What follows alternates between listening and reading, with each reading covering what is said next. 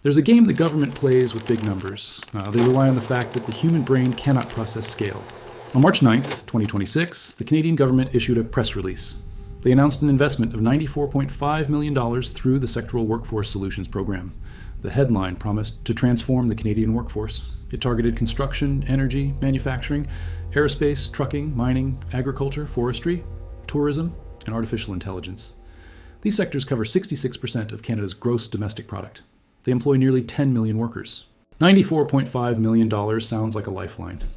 It sounds like the government finally heard you. But this channel does not read headlines. We read the ledger, take $94.5 million, spread it over 5 years. That leaves $18.9 million per year. Now divide that by the 10 million workers in the targeted sectors. $1.89 per worker per year. You cannot buy a black coffee at Tim Hortons for $1.89. You cannot pay for 10 minutes of parking in downtown Toronto. But the government of Canada tells you this is the investment that will transform your career, shield you from automation, and secure the future of the middle class. When Germany faced a workforce crisis, they deployed the Kurzarbeit program. 10 billion euros in a single year for 2.35 million workers. That is roughly 4,255 euros per worker. Singapore built Skills Future, personal training budgets and 7,000 courses available to every citizen. Canada is offering $1.89. This is not a policy. It is a receipt for a policy they never wrote. Today, we audit the skills gap. We expose the paradox of funding the machine that is coming to replace you, and we prove that when a factory closes, the problem was never your resume. 1. The report trap. Here is what the $94.5 million actually buys. Read the press release carefully. Not the headline, the mechanism. The funding goes to 14 organizations. Their mandate is not to retrain a single worker. Their mandate is to produce sector-specific foundational labor market information. Reports, toolkits, forecasts, demographic analyses, curriculum frameworks that will be reviewed by committees that will issue recommendations that will be studied by additional committees. The government did not fund retraining. They funded a study about retraining. 14 organizations will spend 5 years producing paper about a crisis that 10 million workers are living through right now. A steelworker in Hamilton who just lost his shift does not need a labor market forecast. He needs a job. This is the branch plant model applied to policy itself. In a serious economy, Germany, Singapore, South Korea, the government builds the training infrastructure and pays the worker to use it. In Canada, the government pays a consulting class to write about why the training infrastructure does not exist. The $94.5 million is not loose change thrown at the problem. It is loose change thrown at a conversation about the problem. And the conversation will last 5 years, generate hundreds of pages of analysis, and conclude exactly what every Canadian worker already knows. The system is not working. The report is not the solution. The report is the stall. 2. The skills gap myth. For 20 years, the Canadian worker has been gaslit. Whenever wages stagnate, whenever productivity collapses, whenever an entire industry crosses the border and never comes back, the corporate class points at the worker. They call it a skills gap. They tell the public that Canadians simply do not have the right training for the modern economy. Go back to school, learn to code, adapt. The skills gap is a myth. It is a corporate mechanism designed to shift the cost of training from the employer to the employee. In the 1970s and 80s, if a company bought a new machine, they trained their workers to operate it. They invested in human capital because retention was cheaper than recruitment. That investment built the middle class. Today, Canadian employers spend an average of $240 per employee per year on training. That number has been functionally stagnant since 1997. 3 decades. The cost of everything else tripled. The investment in the worker flatlined. The C.D. Howe Institute published the ledger in December 2025. Canadian workers now receive 55 cents of new capital investment for every dollar their American counterparts receive. For intellectual property, software, research, and development, the number is 32 cents on the dollar. Not 32% lower, 32 cents. The corporations did not lose the ability to train. They made a decision to stop. They expect the worker to absorb the cost of education, take on tens of thousands in student debt, and arrive at the interview pre-molded to exact specifications. And if the domestic worker refuses to accept suppressed wages after paying for their own credentials, the corporation cries to Ottawa about a labor shortage. If you watch the fake shortage, you already know the next step. The government accepts the claim. They issue the labor market impact assessment. The company imports a tied worker who cannot negotiate, who cannot quit, who suppresses wages across the entire sector. The skills gap is not a diagnosis. It is a business strategy. Tell me in the comments, Have you ever been told by an employer that you need to pay for your own training or certification just to keep your current job? 3. The automation paradox, the funding targets. 12 sectors simultaneously: construction, trucking, manufacturing, aerospace, tourism, forestry, agriculture, mining, energy, information and communications, technology, the environment, the bioeconomy.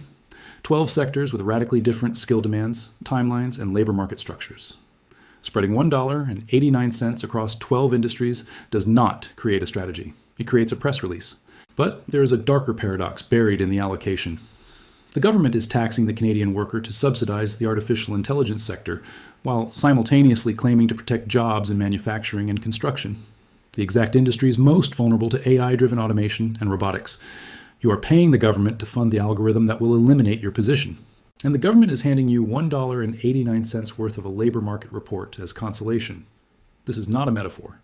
The OECD confirmed in its 2025 economic survey of Canada that business investment per worker in this country ranks near the bottom of all developed nations. The corporations are not investing in better tools for the Canadian worker. They are investing in tools to replace the Canadian worker. You cannot outtrain an algorithm that operates 24 hours a day, does not require a pension, never takes a sick day, and never asks for a raise. Telling a 50-year-old manufacturing worker that a government-funded report about labor market trends will protect him from a billion-dollar machine learning model is not economics. It is cruelty dressed in a press release. In the childless economy, we showed you the demographic collapse. In the vanishing worker, we showed you the hollowing of the labor force. The automation paradox is the third drain. The country is shrinking, the workers are leaving, and the machines are arriving. And the government's response is a 5-year study. Quick poll for the comments. How many of you have already seen your job description change because of AI in the last 12 months? Tell me the truth. 4. The trade illusion. The deepest flaw in the retraining narrative is the assumption that education fixes a geopolitical crisis. Canada's workforce collapse in manufacturing, steel, and energy is not driven by a skills gap.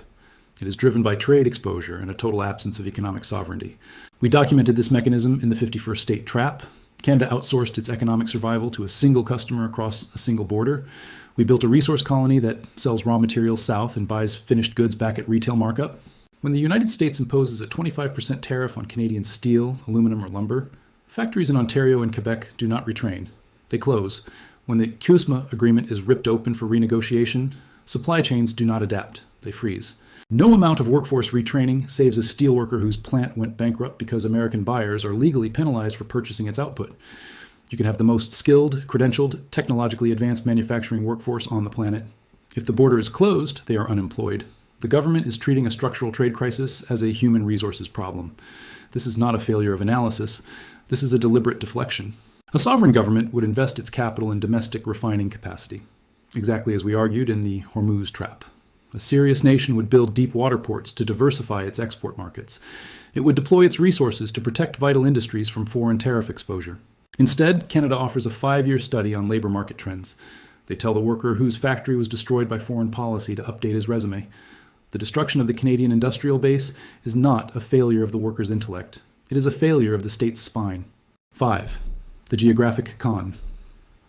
When $94.5 million is announced in Ottawa, the money rarely leaves Ottawa. Large workforce programs in Canada have a documented repeating pattern. The funding concentrates in Ontario and Quebec. The dollars flow to consulting firms in Toronto and administrative layers in Montreal. The 14 organizations selected for this program will produce reports, hire analysts, rent offices, and hold conferences, overwhelmingly in the same 2 provinces that already absorb the majority of federal spending. The workers in Atlantic Canada, the prairies, and rural British Columbia are structurally excluded. When a single mill closes in a Nova Scotia town, the entire regional economy fractures. When an energy project is cancelled in northern Alberta, a community loses its only employer. But because the population density is lower, the algorithmic formulas used to distribute federal grants treat these workers as rounding errors. The math does not see them. We expose this exact mechanism in the geography trap. The structure of the country dictates that wealth is extracted from the resource-producing edges and hoarded in the administrative center. The worker in Saskatchewan pays the tax. The consultant in Ottawa collects the fee. The labor market report lands on a desk in a tower the Saskatchewan worker will never enter. And the skills gap remains exactly where it was. Not in the worker, but in the system that refuses to reach him. Tell me in the comments, do you live outside Ontario and Quebec? Has a single federal retraining dollar ever reached your community? 6. The verdict. Elbows up. Close the ledger. Read the receipts. The government announced $94.5 million over 5 years for 10 million workers, $1.89 per person per year. They did not fund training. They funded a study about training. They spread it across 12 sectors, guaranteeing the impact is diluted below detection. They subsidized the artificial intelligence sector with one hand while offering a labor market report to the workers that technology will displace with the other. They treat a tariff crisis as a resume problem.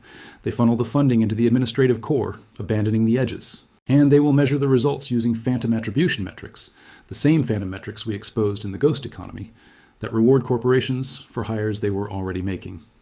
The intent reads well on a campaign flyer, but the mechanism is structurally incapable of producing a single lasting outcome.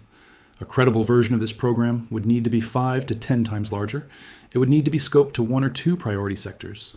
It would need to bypass the consulting class entirely and put dollars directly into the hands of workers and employers on the factory floor.